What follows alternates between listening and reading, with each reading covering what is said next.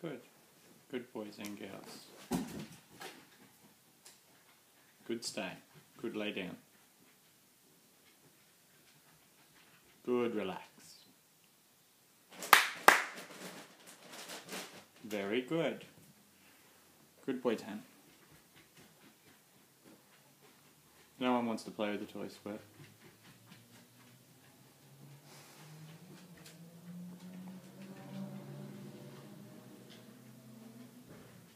Go lay down.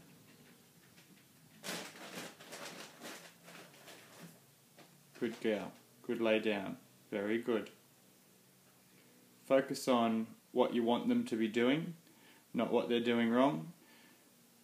This is just getting them used to loud noises, unknown situations and circumstances, and how to just forget about it. Let me deal with it.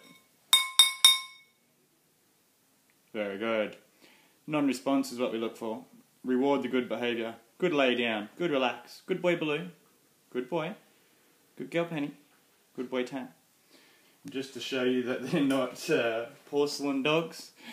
Penelope Jane. Thank you. Good girl. Pat them under the chin, not on top of the head or side of the face. Righto. Good girl. Go lay down. Yep. Good girl. Go lay down. Thank you. Drop.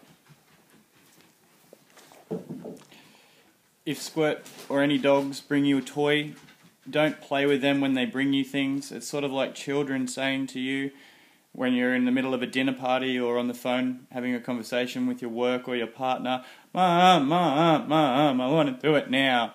You wouldn't tolerate it from your children, hopefully, and don't tolerate it from your dogs either.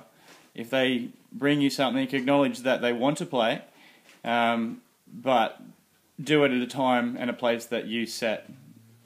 The rest of it will follow as a result. If you play with them whenever they bring you something, they're in control. They're sort of getting to dictate what happens, decide, and that's not really what you want to have. We'll send you some more info soon. The main things that we're going to be discussing in the seminars is position of the ears, the little stretch, the few little licks, and things like that. Brody Bear. He's a really good example. Sit. Good lick. Wait. Thank you. Wait. Very good. Good boy, Tan. Looking at the different relaxed mode. When Squirt comes near,